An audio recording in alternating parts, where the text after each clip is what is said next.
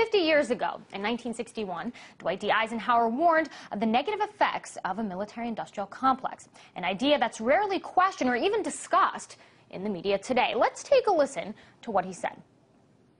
We must guard against the acquisition of unwarranted influence, whether sought or unsought, by the military-industrial complex. So was it a prophecy, and will things ever change in regards to the defense industry and what some dub perpetual warfare?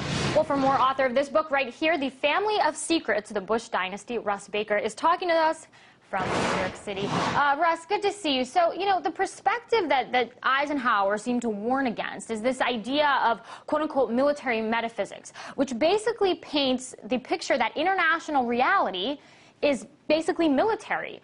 Do you think that this kind of thinking shapes foreign policy in the U.S. today? I don't know if the thinking shapes it, but it reflects the reality. And in fact, 50 years later, things are only much, much worse than the way that Eisenhower characterized it. And it's so interesting that he himself was a heroic military figure from World War II. What we see today is what I would call a military-industrial intelligence, oil, media complex. It's much broader, it's much more pervasive, and now we also have this whole new area called Homeland Security, an ill-defined but vast area that takes tremendous amounts of money from the American taxpayer and also keeps us in a state of sort of low-grade panic all the time. So I think things are much, much worse. And by the way, today also is Martin Luther King Day, where we're honoring an individual who played a very important role in this country in fostering a very different set of values. He, of course, was assassinated by what was described as a lone nut. This is the 50th anniversary of the inauguration of John F. Kennedy, assassinated by what was described as a lone nut. They also tried to tie that, to blame the Soviet Union and Cuba for that. And we have this past week a number of very strange deaths of figures associated with the federal government, a congresswoman, a Democratic congresswoman, a former Pentagon official found in a trash dumpster in Delaware, a woman whose husband is top person in the Obama administration was found in her burned-out car in her garage. These are very, very troubling times. And we don't have the kind of transparency we need. We don't have any grip on this complex. We have very little understanding of how it works. And all the records most of them remain classified under lock and key, so we can't figure out what went on and what's going on today. So you're saying a lot of different entities involved, a lot of similar interests. And it's interesting that you mentioned Dr. Martin Luther King Jr. because an Obama administration official recently came out and sort of used Dr. King's legacy to say that he would actually understand the wars in Iraq and Afghanistan. So I think that was pretty interesting. But, Russ, the other question that comes up is one of perpetual warfare and whether or not anything will change in that regard. Because, you know, Eisenhower himself said, quote, "This conjunction of an immense military establishment and a large arms industry is new in the American experience." It was then. He said the total influence, economic, political, even spiritual, is felt in every city, every state house, every office of the federal government. This is probably true now more than ever when you have members of Congress investing in defense contracting companies, right?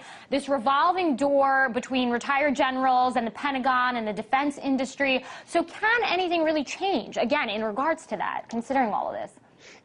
It can't change until the dialogue changes, and I hold the media in this country largely responsible for not being able to break us out of this cycle. We can't even discuss these things. And for example, how ironic that the first president of the United States who was African American happens to be someone who kept as his defense secretary Robert Gates, who had been the CIA director under the first Bush president and defense secretary under the second. We see these kind of continuities, these inevitabilities, these inabilities to break out of this. Even a man like Obama, who was presented as a great reformer, finds himself unable to really do anything substantively about this cycle of doom and destruction.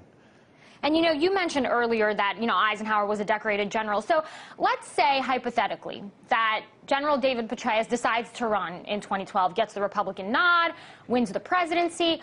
Could he, like perhaps before him, be the only person to basically say, we have to look at this issue, we have to make drastic cuts? Or is the system too out of control as it is, that even he couldn't do it?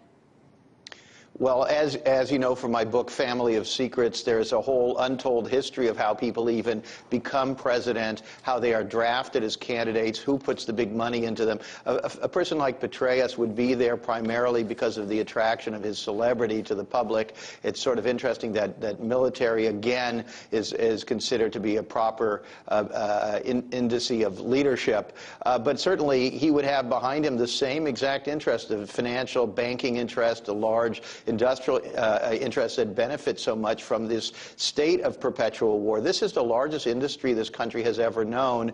It's the gravy train, and they're not going to get off of it anytime soon without something drastic. I don't think there's any chance that a military man like Petraeus put into the presidential race would possibly buck that establishment.